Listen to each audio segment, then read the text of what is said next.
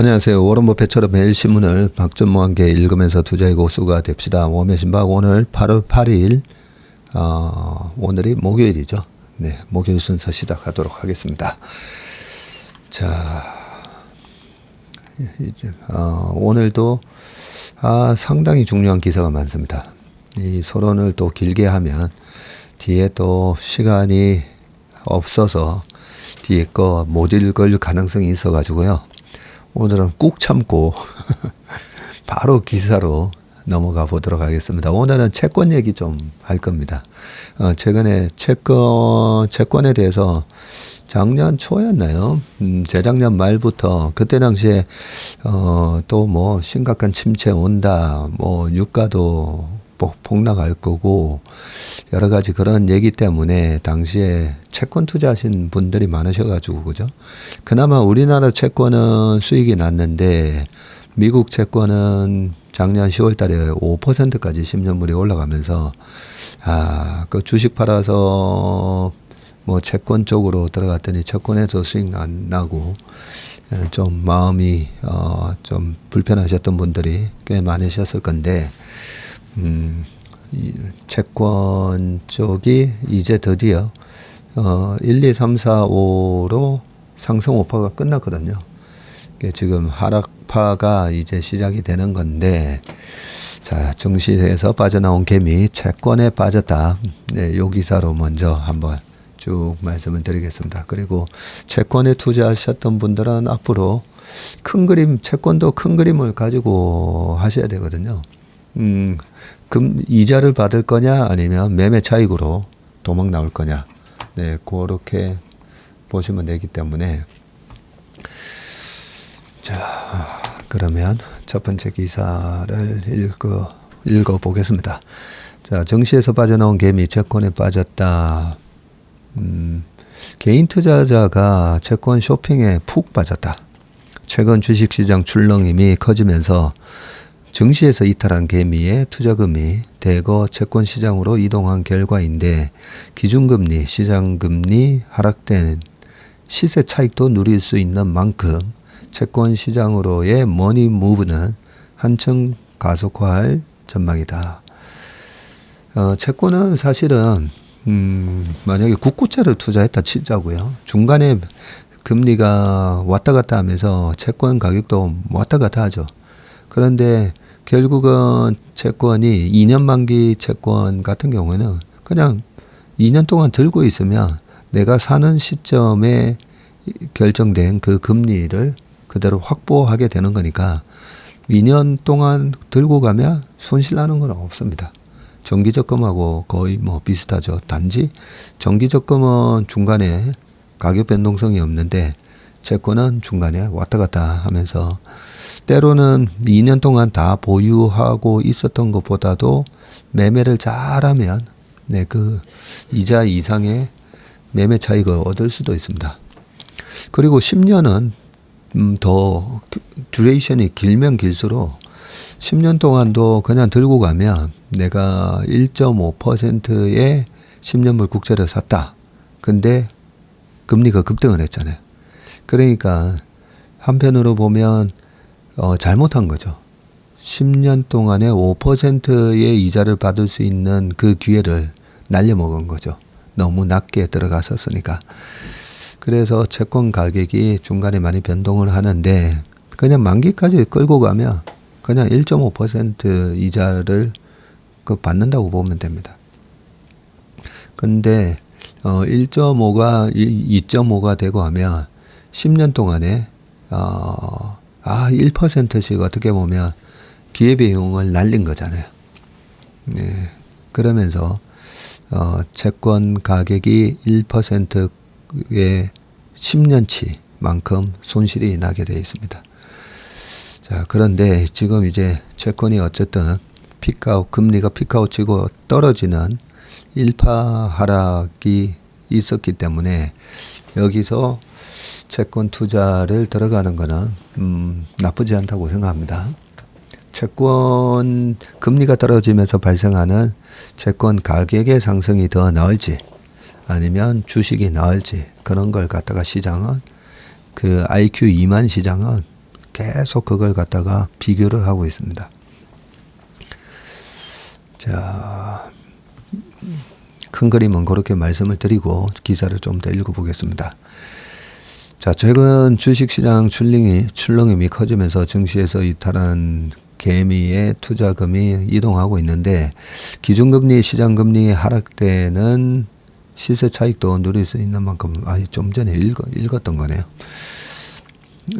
자, 7일 금투협에 따르면 올 들어 지난 6일까지 개인들의 회사채 순매수액은 올 들어서입니다.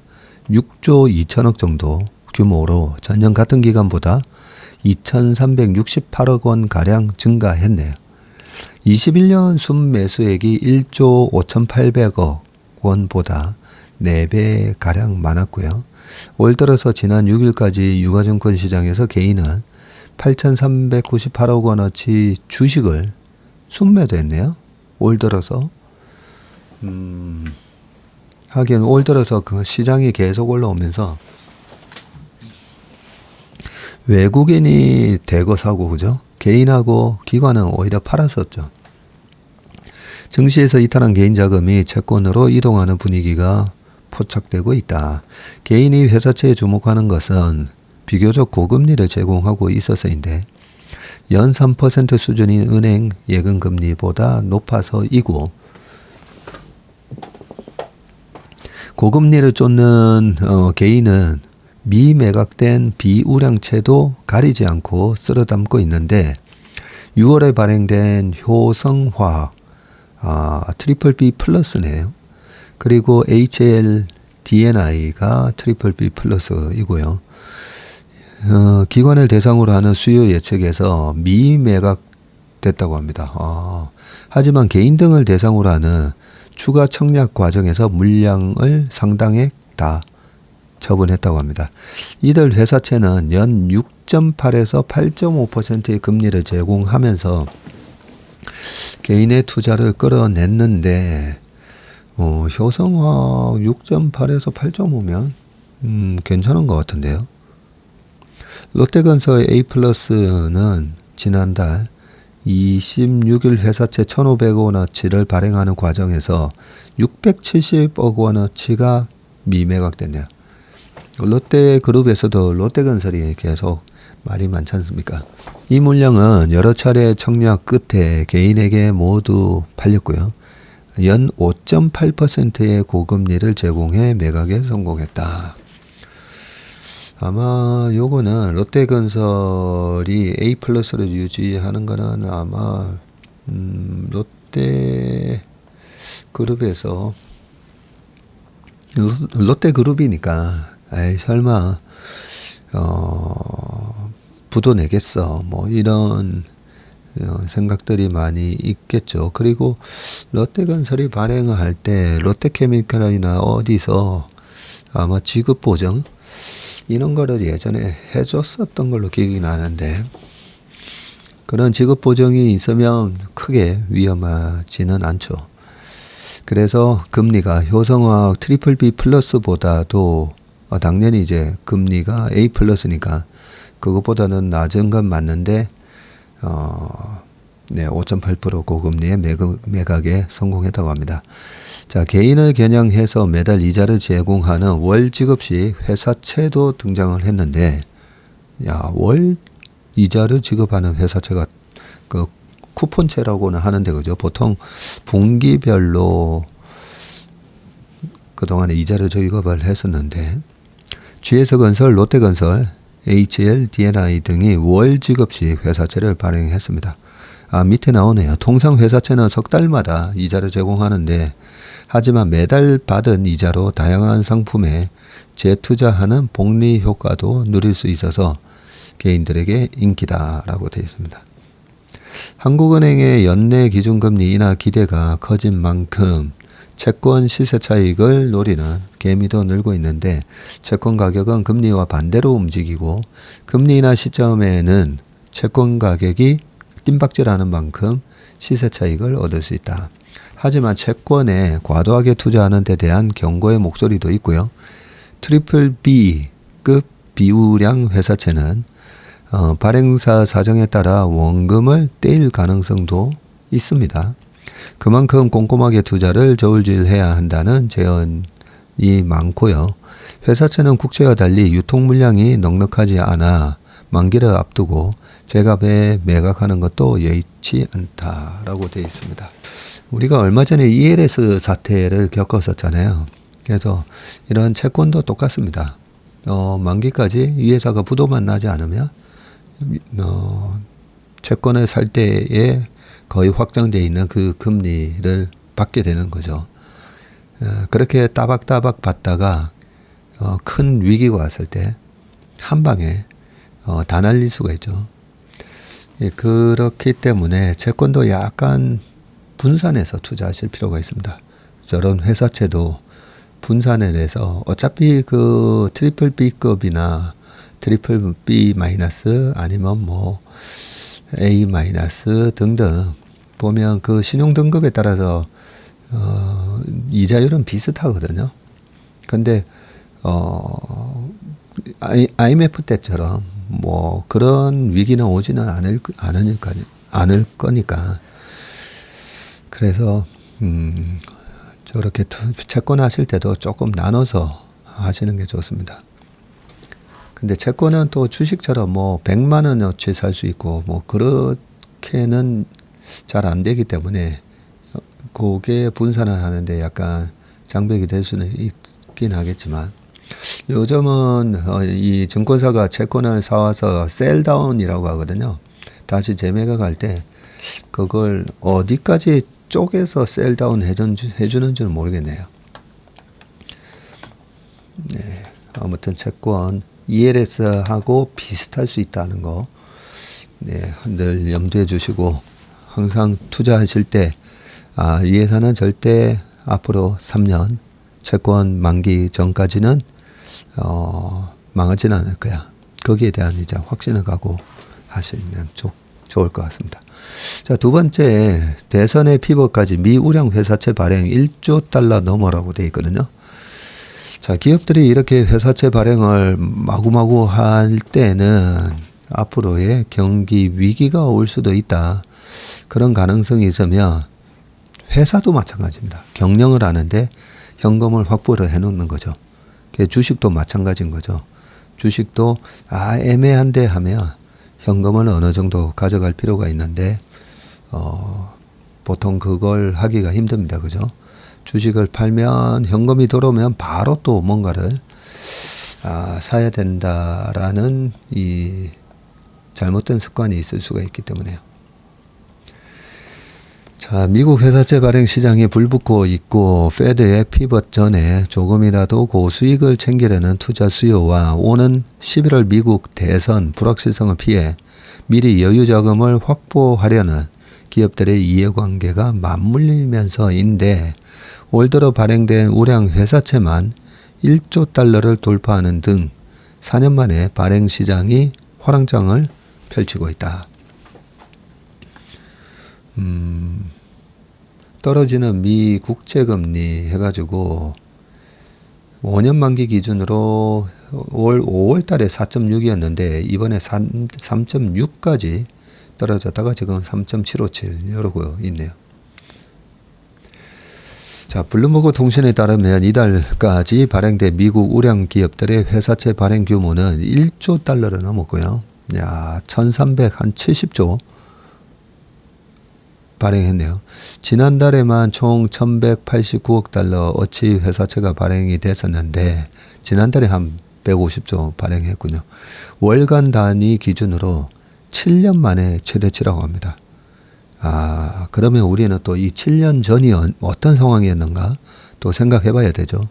자, 지금 2024년이니까 7년 전이면 2017년 2017년에서 18년 딱 넘어갈 때 그때 2018년부터 19년 넘어가면서 주식시장이 좀 안 좋아지긴 했었는데 17년에서 18년까지는 근데 18년부터 이 이머징 마켓 주식은 좀 빠르게 꺾였죠.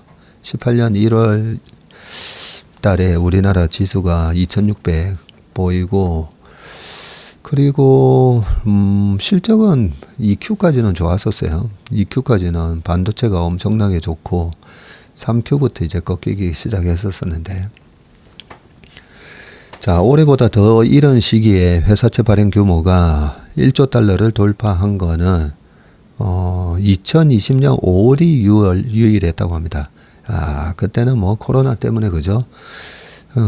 코로나 확산으로 주저앉은 경기를 끌어올리기 위해서 페드가 기준금리를 긴급하게 0%대로 낮춘 직후였는데, 지난 5일 미국 경기 침체 우려와 엔캐리 트레이드 청산 등으로 세계 증시가 폭락한 블랙먼데이 이후에도 상당수 기업이 회사채 발행을 타진하는 것으로 전해졌습니다. 최근 회사채 발행 속도가 빨라지고 규모가 커진 건 무엇보다 풍부한 투자 수요 덕분이고요. 올 하반기 페드의 금리 인하폭이 확대될 수 있다는 전망이 확산하면서 투자자는 수익률이 높을 때 회사채 시장에 뛰어들려는 모습을 보이고 있고, 기업 재무 담당자들 역시 11월 대선을 전후해 금융시장의 변동성이 커질 수 있다는 판단에서 미리 현금을 확보할 필요성이 높아졌습니다. 투자 수요가 충분하다 보니 웬만한 신용도만 갖춘 기업이면 회사채 발행에 큰 어려움이 없는 상황입니다. 게다가 최근 미국 국채 금리가 떨어지고 있어 상대적으로 싸게 자금 조달이 가능해졌는데, 기업으로서는 조달 시간과 비용을 함께 단축할 수 있게 된 셈이고요.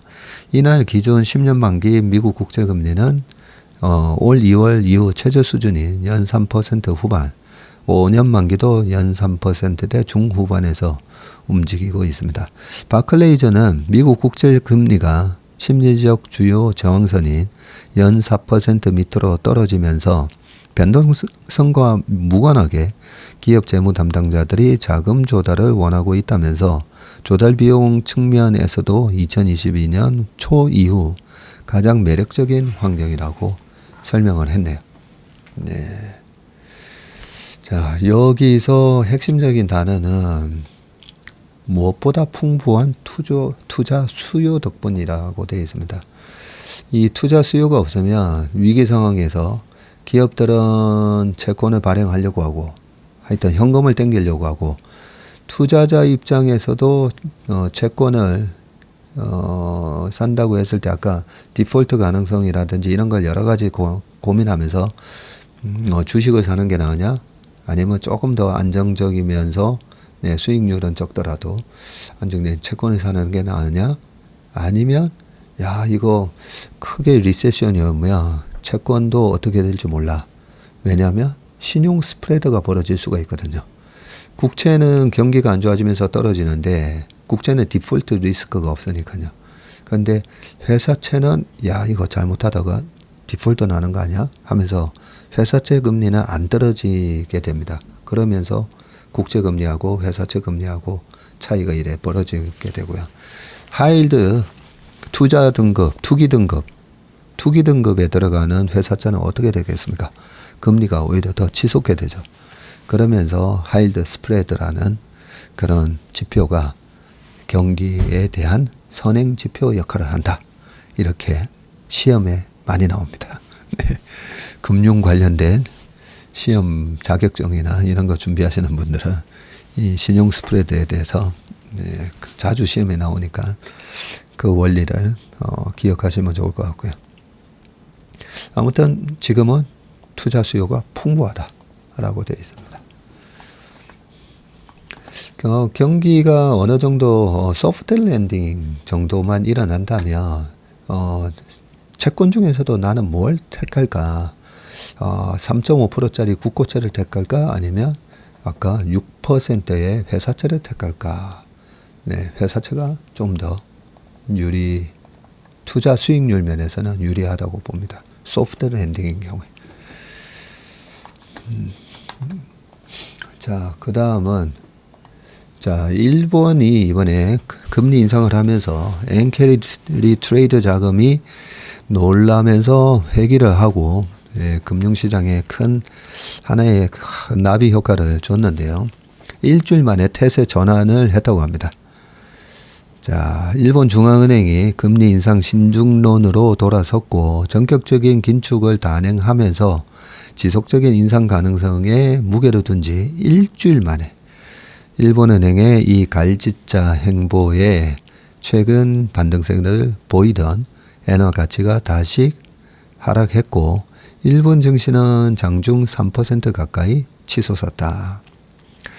우치다 시니치 일본은행 부총재는 7일 홋카이도에서 열린 강연에서 금융자본시장이 불안정한 상황에서 금리를 인상하지 않을 것이라고 밝혔고요. 그는 현재 금리가 물가 상승률을 고려할 때 실질적으로 매우 낮다면서도 은행은 완화적인 금융 조건을 유지해 경제를 계속 지원하겠다고 했습니다. 이틀 전에 31,458에 마감하면서 1987년 이후 사상 최대 낙폭을 기록한 니케이 지수는 이날 1.2% 오른 35,000 선으로 장을 마감했고요. 장중 한때는 2.9%까지 상승을 했다고 합니다. 1987년 이후 사상 최대라고 했으니까 1987년 아마 10월에 있었던 블랙 먼데이 때 많이 빠진 이후로 가장 많이 빠진 것 같습니다. 그죠? 그러고 보면 약간 이번이 그때 블랙 먼데이 때 이 프로그램 매도가 쏟아지면서 도미노 현상이 일어나면서 지수가 하루에만 22%인가 다우가 빠졌었죠. 그런 거를 겪고 난 이후에 사이드카, 서킷 브레이크 뭐 이런 제도를 만든 거잖아요. 프로그램 매도가 계속 이렇게 도미노처럼 연쇄작용, 원자 폭탄 뭐 이런 게 원리가 뭐 그런 거잖아요. 그 안에서 핵융합이 일어나면서 폭발할 때 그런 거를 겪고 나서 그걸 일시적으로 딱 중단시켜 주는 건데 보통 이번에도 뭐 보셨겠지만 그런 서킷 브레이크나 이런 게 나오면 심리적으로 일단 엄청나게 공황이 오게 돼 있습니다. 그래서 그게 일시적으로 중단을 해도 프로그램이 아닌 일반 개인들이나 뭐 펀드 매니저들도 마찬가지고요. 네, 그러면 그 다음에 지금이라도 내다 팔아야 되나 하면서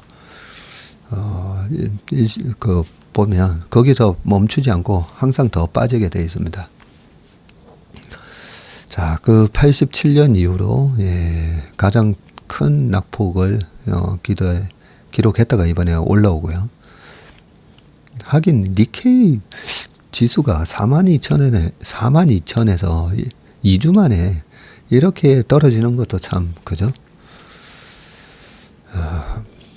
그래서 제가 니케이도 거의 뭐 이머징 마켓 지수 다 됐네 이렇게 얘기도 하긴 했었는데 그만큼 일본 증시 자체가 일본 경제 자체가 그렇게 아주 옛날처럼 단단하지는 못하다는 생각이 듭니다. 자, 시장에서는 엔케리 트레이더 청산 움직임이 일부 진정될 것이라는 기대가 나오고 있는데 자, 글로벌 금융시장이 일본 중앙은행의 비둘기파적인 발언에 환호를 했고요. 우치다 시니치 일본은행 부총재의 금리 인상 신중론에 일본 정치가 그렇게 반등을 하긴 했습니다. 그리고 엔화 가치가 1% 이상 하락세로 또 돌아갔고요. 지난 5일 세계 증시가 폭락한 주 원인 중 하나가 이 엔케리 트레이드 청산이었기 때문에 이 부분이 진정될 것이라는 전망이 나오고 있습니다.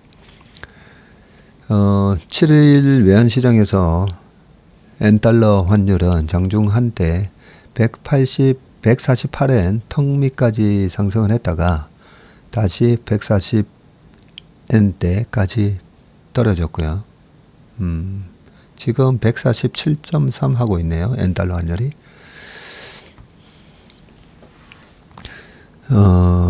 엔달러 환율이 이틀 만에 치솟은 것은 우치다 부총재의 발언 때문이고요. 홋카이도에서 열린 강연에서 그가 금융자본시장이 불안정한 상황에서 금리를 올리지는 않을 것이다. 금융자본시장이 이렇게 니케이가 폭락하고 이러면 나는 더 이상 금리를 올리지는 않을 거다. 이런 얘기를 한 거죠. 당분간은 현 수준에서 금융 완화를 계속할 필요가 있다고 오히려 얘기를 했고요.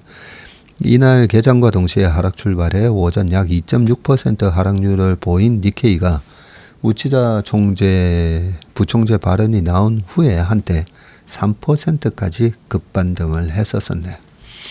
네. 자, 우치다 부총재의 일본은행의 최근 기습 금리 인상과 관련해서는 엔저 때문에 수입 물가가 다시 상승세로 변하는 점을 근거로 삼았기 때문이라고 했는데, 우리가 정책 금리를 계속 인상할 것이라는 판단에는 경제와 물가 전망이 목표대로 실현돼 간다는 조건이 붙어 있다고 하면서 일본이 처한 상황은 급격한 물가 상승세로 긴축 드라이브를 걸어야 했던 미국과 유럽중앙은행의 몇 년 전 모습과는 다르다고 강조를 했습니다. 그리고 최근 금융시장이나 경제지표가 큰 폭으로 변동하고 있다면서 주가와 환율 변동성이 기업 투자 등 경제활동과 물가에 큰 영향을 미칠 수 있기 때문에 은행은 이를 주의 깊게 지켜봐야 된다고 말했고요. 자, 또 미국 경제는 연착륙할 가능성이 높고 일본 기업의 수익성도 강화됐다고 밝혔습니다. 자, 일본은행이 지난달 31일 단기 정책금리를 종전 0.01에서 0.25%로 인상하기로 전격적으로 결정을 했었죠. 이게 지난달 31일이었군요. 그때 당시 이 우에다 가조 일본 은행 총재는 실질금리가 극히 낮은 수준에 있는 점에 입각하면 이번에 제시한 경제와 물가 전망치가 실현된다고 할 경우 거기에 맞춰 계속 정책금리를 올려 금융 완화 수준을 조정할 것으로 생각한다고 말을 했고, 특히 그가 소비 지출이 부진하더라도 금리를 계속 올리겠다는 이 강경 매파적 뉘앙스로 발언함에 따라서 이는 시장에서 지속적인 통화 긴축을 시사한 것으로 받아들였고, 일본은행의 7월 금리 인상에 이어서 이러면 9월에도 추가 인상이 가능하다는 가능성이 대두되면서 시장이 충격을 받았습니다. 네. 자, 이는 페드의 금리 인하 전망과 맞물리면서, 그렇죠. 페드는 9월 달에 금리를 인하한다는데 일본 은행은 9월에 추가로 한 번 더 인상할 수 있다고 하면서 이게 맞물리면서 더욱 폭발력을 발휘했습니다. 이후 본격적인 엔캐리 트레이드 청산에 따라 글로벌 금융시장이 요동을 쳤습니다. 네. 원래는 금리차가 이렇게 벌어져 있어야 엔화 저금리로 돈 빌려서 고금리에 미국에다가 계속 투자를 하면 그냥 돈 빌려서 투자를 했기 때문에 엄청난 레버리지에 의한 이익이 나게 돼 있는데, 뭐야, 엔 금리는 올라가고 미국제 금리는 더 떨어져. 이러니까 이 엄청난 이 레버리지 포지션 때문에 깜짝 놀라는 거죠. 그게 사실 1998년 10월에 롱텀 캐피탈 매니지먼트가 파산했다고 했잖아요. 그 파산의 트리거가 됐던 것도 98년도에 아시아 외환 위기, 그리고 러시아의 디폴트 8월 달에. 그러면서 그때 당시에도 롱텀 캐피탈 매니지먼트가 이 채권 금리 가지고 레버리지를 400% 썼다라고 저는 기억을 하고 있습니다. 그러면 이 금리 차로 일본 금리랑 한 비교를 해볼게요. 일본 10년 국채 금리가 지금 한 0.6에서 8 요 사이잖아요. 그러면 0.6이라고 가정하고 미국은 4.6이다 하면 이 400bp를 벌게 되는데, 거기다가 곱하기 400% 레버리지면 이 4%가 아니라 16%를 벌게 되는 거죠. 그러면 그 일본은행이든 미국은행이든 뭐 둘 다 뭐 디폴트 날 리는 없고, 일본에서는 뭐 자금을 빌려왔기 때문에 뭐 디폴트보다는 투자한 미국 국채가 디폴트만 안 나면 되는 거잖아요. 그런 이제 엔캐리 트레이드를 하게 되는데, 당시에 롱텀 캐피탈 매니지먼트는 그런 러시아 채권이라든지 뭐 이머징 쪽에 금리가 워낙 높으니까 그런 쪽의 국채에도 그 국채가 설마 디폴트 나겠어라고 했다가 상황이 그렇게 바뀌면서 금리 고금리하고 저금리에 돈을 빌려서 고금리에 돈을 벌려고 했는데, 이 고금리가 디폴트 리스크 때문에 또 치솟으면 요 차이를 먹는 게 아니라 얘에서 매수 포지션이 엄청난 손실을 나게 되잖아요. 금리가 올라간다는 말은 그만큼 채권 가격이 떨어진다는 거니까. 그러면 400% 레버리지를 쓰는데 이게 확 벌어지게 되면 결국은 파산하게 되는 겁니다. 그런 여러 가지 역사적인 사례들이 많았기 때문에 뭐야, 일본 은행 총재가 뭐 다음 달에도 금리를 올려? 그리고 페드는 9월 달에 금리 인하 가능성이 거의 100%였잖아요. 거기에 글로벌 증시가 이 엔캐리 트레이드 자금이 깜짝 놀래가지고 이번 증시의 글로벌 금융시장에 요동을 친 그 트리거가 됐다고 보시면 됩니다. 아무튼 맨 마지막에 읽었었나요? 시장에서는 미국 경기 둔화 우려보다 이 20도 달러 도이치방크가 추산하는 엔캐리 트레이드 자금 일부가 청산된 게 5일 블랙먼데이를 촉발했다고 본다. 도이치방크 추산 20조 달러면 20조 달러? 20조 달러면 와, 이경 6천조 7천조 된다, 그죠? 네. 야, 지금 엔캐리 트레이드 자금이 도대체 한 어느 정도 되나 말들이 많은데, 야, 도이치방크 추산으로는 20조 달러라고 돼 있네요. 호호. 자, 월스트리트저널은 일본은행 총재가 금리 인상에 관한 발언으로 글로벌 금융시장을 흔들어 놓은 지 일주일 만에 부총재 중 한 명이 이를 철회함에 따라 도쿄 증시의 급격한 회복과 엔화 하락세를 이끌었다고 전했습니다. 네. 자, 이번에 이런 거 엔캐리 트레이드, 제가 원엔 환율을 얘기를 하면서 그게 뭔 원리예요? 뭐 이런 댓글도 있어서 가볍게는 터치를 하긴 했었거든요. 예, 원엔 환율을 제가 왜 계속 체크하는지, 엔캐리 트레이드 때문에 그런 거다라고 말씀을 드렸었는데, 이제 확실하게 아마 아시고 넘어갈 것 같습니다. 자, 그 다음 기사, 하이닉스 내년 상반기까지 메모리 호황이다. 2018년 2월 달에도 이 플래시 크래시라고 해서 증시가 한번 딱 최근처럼 한번 확 밀렸었거든요. 근데 그 이후에 어떻게 됐나 공부를 해보시면 되게 좋습니다. 그때도 하이닉스가 워낙 뭐 마진율이 영업이익이 한 50% 나오던 때다 보니까 확 빠졌다가 확 올라오거든요. 네, 그래서 하이닉스를 한번 좀 읽어보겠습니다. 내년 상반기까지는 메모리 호황이다. 광노정 사장님이 얘기한 거네요. 7일이면 어제다, 그죠? 자, 메모리 반도체 업황이 내년 상반기까지 좋을 것이라고 얘기를 했고요.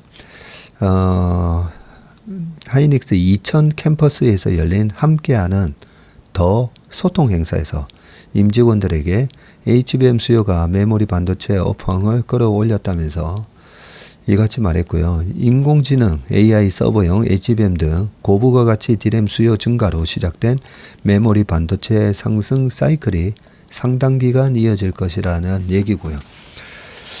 내년 하반기 이후 업황에 대해서는 상황을 지켜봐야 할 것 같다 면서 신중한 의견을 냈습니다. 내년 하반기에는요. 하이닉스 관계자는 내년 하반기부터 안 좋아진다는 건 아니고 시장의 경쟁 상황과 수급 환경을 살펴야 한다는 의미다고 설명했습니다. 하이닉스는 AI 시장 확대에 따른 메모리 수요가 내년에도 늘어날 것으로 보고 적극적으로 대응할 계획인데, 승부처는 내년 경쟁이 본격화할 것으로 전망이 되는 6세대 HBM4다. 하이닉스는 HBM 리더십 수성을 위해 대만 TSMC와 함께 HM4를 지금 개발하고 있고요. 곽 사장은 올 2분기 실적 5조 4,685억과 관련해서는 슈퍼 사이클로 불렸던 2018년 이후 처음으로 5조 원대 분기 영업이익이라는 쾌거를 달성을 했다면서 직원들의 노력을 취하했다. 매출 16조에 5조 이렇게 나왔었으니까 그냥 단순하게 계산을 해도 그죠? 영업이익률이 30%대 나왔습니다. 2018년도에는 50%까지 나왔기 때문에 아직까지 좀 위로 좀 더 많이 남아있을 수도 있습니다. HBM 호재로 하이닉스의 신용 등급도 상향 조정이 됐고요. 스탠다드 앤 푸어스는 이날 하이닉스의 신용 등급을 트리플 B 마이너스에서 트리플 B로 올렸습니다. S&P가 하이닉스에 부여한 역대 최고 등급이다. 야, 하이닉스의 굴욕이네요. 그동안에 계속 트리플 B 마이너스면 요게 트리플 B 마이너스까지 보통 기관들이 투자 가능 채권이라고 여기거든요. 하일드 채권이잖아요. 하일드 채권에도 트리플 B 마이너스 이하 채권을 편입하게 되어 있습니다.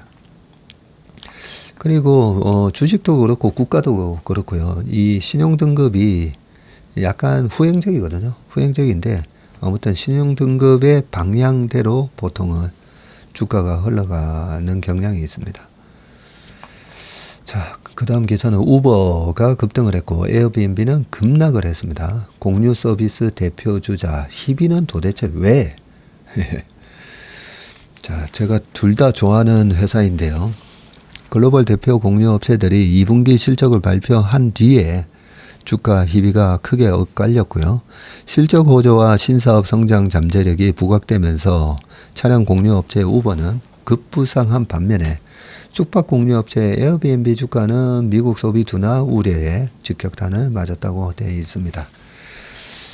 자, 우버는 이날 발표된 2분기 실적이 시장 전망치를 웃돌면서 10.9%나 올랐네요. 우버는 승차 공유와 음식 배달 서비스에 대한 꾸준한 수요에 힘입어서 2분기 매출이 EPS가 0.47달러 기록했고요. 매출은 107억 달러이네요. 야, 한 분기에 107억 달러니까 한 14조. 14조 곱하기 4 하면 4, 46. 1년에 한 60조 매출이 나온다 그죠? 자, 매출 사업인 차량 공유 사업에서는 매출이 1년 새 25%나 증가했고요. 같은 기간 총 예약도 19%나 늘었습니다. 1분기 총 예약 금액은 399억 달러로 월가에서는 이보다 낮은 396억 달러로 내다봤었는데 웃더라고요. EPS, 총 예약 등 전반적으로 시장 눈높이를 충족하고 남았다고 월스트리트저널이 평가를 했고요.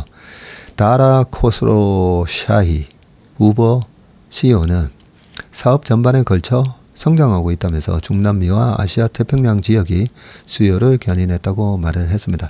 시장에서는 다양한 파트너십을 통한 사업 연계 확장에 대해서도 긍정적인 평가를 내놓고 있고 우버는 최근 인도와 이집트에서 선보인 셔틀 서비스를 미국에 도입을 했고 우버 셔틀은 운전기사 차량 제공 업체와의 협력을 통해 이루어집니다. 자, 지난달 중국 최대 전기차 업체인 BYD와 10만 대 신규 전기차 EV를 승차 공유 플랫폼에 공급하는 파트너십도 체결을 했습니다. 에어비앤비는 상황이 반대인데요. 2분기 EPS가 0.86달러로 전년 동기보다 15% 감소했네요. 시장 전망치인 0.92달러를 밑돌았고요. 2분기 매출은 27억 5천만 달러로 1년 전에 비해서 11% 증가했지만 올 3분기 예상치는 투자자에게 실망감을 안겼습니다. 에어비앤비가 제시한 올 3분기 매출은 36억 7천만에서 37억 3천만 달러인데 시장에서는 38억 4천만 달러를 기대했습니다. 자, 이날 에어비앤비는 숙박 체험 예약 건수의 연간 성장률이 둔할 것으로 예상된다면서 예약의 리드 타임, 예약한 일자부터 실제 체크인 일자까지의 기간이 짧아지고 있다고 설명했군요. 자, 예약 리드 타임이 짧아지는 것은 미국 이용자 수요가 줄어드는 신호라면서 소비자들이 지출을 망설이고 신중한 자세를 보이고 있다고 해석을 했고요. 수요 둔화 조짐의 실적 발표 이후 에어비앤비 주가는 시간의 거래에서 16.64% 급락을 했습니다. 네. 자, CNBC는 투자자들은 소비 수요가 감소하는 조짐에 촉각을 곤두세우고 있다면서 각 사업에 어떤 영향을 미칠지 주목해야 할 대목이라고 진단을 했습니다. 네. 그렇죠. 우리가 한번 잘 생각해 보시면, 카톡 단톡방에, 자, 언제 무슨 점심이든 저녁 모임에 참여할지 말지 투표 올리세요 하면, 정말 반드시 가야 되고, 정말 좋은 모임이다 하면, 우르르 서로 빨리, 참석 투표를 올리죠. 근데 애매한 경우에는, 투표일 한 2, 3일까지 안 올립니다. 그죠?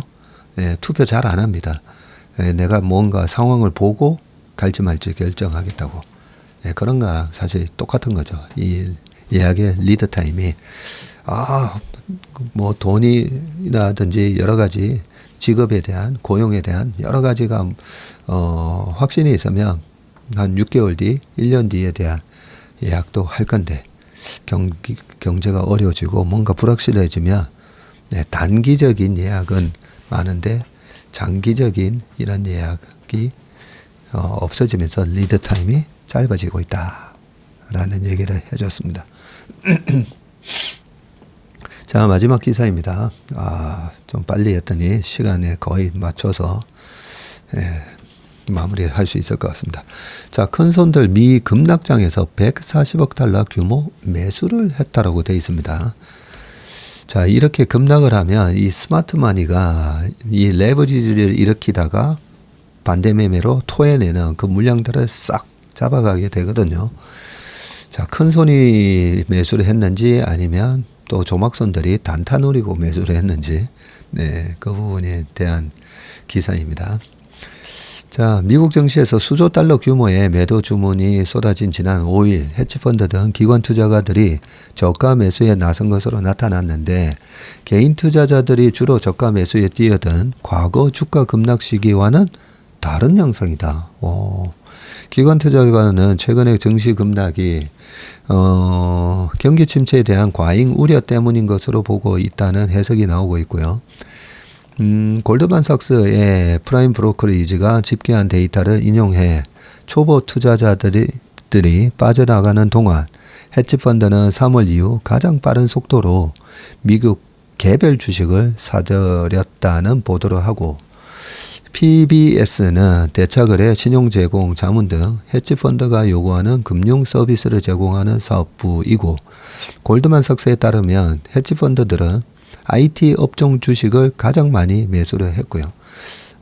반도체와 반도체 장비, 소프트웨어 등 기술주의 거의 모든 부문 종목을 순매수한 것으로 나타났습니다. 다만 이달 5일 기술주를 대거 사들였지만 헤지펀드 업계 전체의 기술주 보유 비중은 10여 년 만에 가장 낮은 수준이었다고 합니다.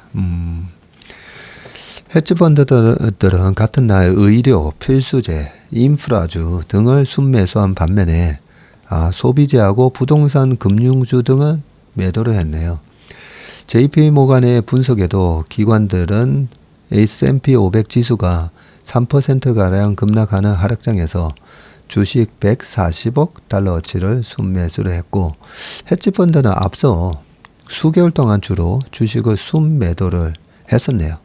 그러니까 잘하는 헤지펀드들이다. 그죠?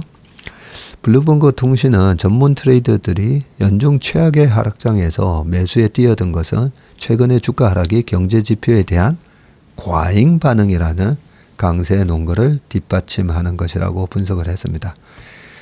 자, 전날 2년 만에 최악의 하락세를 나타낸 S&P 500 지수가 이날 1.04% 올랐고, 나스닥도 1.03%, 그렇게 강한 반등은 아니죠. 자, 월가의 공포지수로 불리는 이 빅스도 2020년 이후 최고치인 65.7까지 치솟습니다. 이날 27.7까지 하락을 했고요. 네. 자, 일반적으로 빅스가 30을 넘어야 시장 리스크와 투자자의 공포로 인해 주가 변동성이 높아졌다고 여겨지고요. 이 빅스도 장기 차트를 한번 쭉 보시면 정말 도망가야 될 리스크가 있었던 20년 초에도 치솟는데 그런 상황이 하드랜딩이 오는 상황인지 아닌지에 따라서는 이 빅스를 저는 하드랜딩이 아니다 싶으면 이 빅스가 30 이상이 올라가면 오히려 단기 매수 찬스로 저는 늘 활용을 합니다. 그걸 갖다가 저기 투자의 본질에서도 제가 써놨던 것 같은데요. 반면에 헤지펀드들이나 어디 다른 데에서는 이 30이 넘어가면 큰 리스크가 한 번씩 오기도 했었기 때문에 거기서 또 손절하는 매매를 많이 합니다. 그 손절할 때 저 같은 경우에는 거기서 딱 잡아가는 거죠. 자, 기업 실적은 아직 양호하다라는 건데 헤지펀드의 매수세가 몰린 이유는 주가가 단기적으로 상승할 가능성이 있다는 판단 때문이고, 골드만삭스의 전략팀 분석에 따르면 1980년 이후 S&P 500 지수가 전고점 대비 5% 하락한 뒤 3개월 동안에는 평균 6%의 수익률을 기록을 했다고 합니다. 네. 이게 100에서 95가 됐다가 95에서 다시 100이 되면 6% 정도 나오죠. S&P 500 지수는 지난 6월 고점 대비 약 7.5%, 나스닥 지수가 12.2 하락을 했고요. 맥스 고크먼 프랭클린 템플턴의 수석 부사장은 갖고 싶었던 디자이너 가방이 10% 할인된 것을 본 것과 같았다고, 여전히 매우 비싸지만 좋은 거래였다고 자평할 수 있다. 네. 미국 기업 실적도 양호한데 블룸버그 인텔리전스에 따르면 올해 2분기 실적 시즌에 S&P 500 기업 이익은 12% 증가를 했고, 지금까지 실적을 발표한 기업의 80% 이상이 전문가 예상치를 뛰어넘는 결과를 냈습니다. 헤지펀드 리서치 기업 피보틀 패스의 조나슨 카플리스 CEO는 대부분의 매니저는 현재 상황을 상장 기업의 펀더멘탈이나 미국 경제의 장기적인 문제보다는 단기적이고 정서적인 문제로 보고 있다고 말을 했고요. 다만 향후 경기 침체에 대한 경계는 여전한데 골드만삭스 전략팀은 추천 종목 제시를 중단을 했습니다.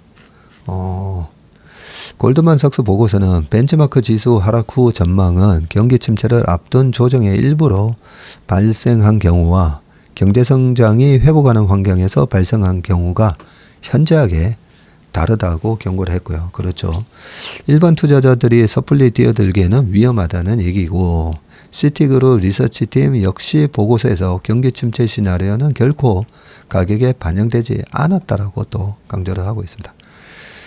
자, 이 기사에서 우리가 어떤 판단을 하셔야 되냐면, 자, 큰 손들이 미급락장에서 140억 불을 매수했는데 이 헤지펀드들이라 했잖아요. 근데 이 헤지펀드들이 아주 스마트한 헤지펀드들이잖아요. 그러면 최근에 어떻게 했었다 했죠? 최근에 수개월 동안 주식을 순매도를 했던 헤지펀드라는 거죠. 그러면 이 헤지펀드들은 금리와 최근에 S&P 500의 여러 가지 밸류에이션을 보고, 이거는 너무 좀 과한데, 네, 그러면서 위에서 계속 매도를 때렸던 헤지펀드이기 때문에, 자, 지금 상황에서 V자 반등이 만약에 일어나서 종고점까지 다시 온다고 하면 이 헤지펀드들은 어떻게 하겠습니까? 다시 또 때리겠죠. 그죠? 그래서 지수는 바로 이번에는 V자로는 못 올라간다라고 생각합니다. 그래서 10월 달까지는 어제 삼성전자에서도 말씀드렸지만 계속 이렇게 역발상 매매를 해줘야 되고요. 추세 추종자들은 앞으로 한 2달 동안 완전히 마탱이가 가는 장이 됩니다. 위에 쫓아가면서 샀다가 빠지니까 밑에서 손절하게 되고, 다시 올라오면 이제 다시 올라가나 하고 위에서 샀다가 또 빠지면 손절하게 되고, 이걸 거의 아마 최소 2번에서 3번 아마 반복하게 될 겁니다. 자, 오늘 참 좋은 기사를 읽은 것 같습니다. 오늘 하루도 오늘은 옵션 만기일인데 3일 전에 그 바닥에서 외국인들은 풋옵션을 대거 청산하면서 떼돈을 벌었는데, 그 바닥에서 또 추가적으로 하락할 거다라고 풋옵션을 매수한 그 기사를 보면서 아침에도 말씀드리긴 했었는데, 네, 그런 내동매매는 절대 돈을 못 벌게 만들어 버립니다. 그리고 외국인의 옵션 포지션을 제가 봤거든요. 월요일 끝나고 보니까 이놈들이 다시 다 우상향으로 만들어 놨더라고요. 그래서 오늘 시장이 어제보다는 미국 시장이 뭐 하락을 해서 선물이 우리나라 시장에 마이너스 1점 되었지만 생각보다는 많이 안 빠지면서 네, 오후장이 마감되지 않을까 그런 생각합니다. 네, 오늘 신박은 여기까지 하겠습니다. 오늘 하루도 행복하고 건강한 하루 되시길 바라겠습니다. 고맙습니다.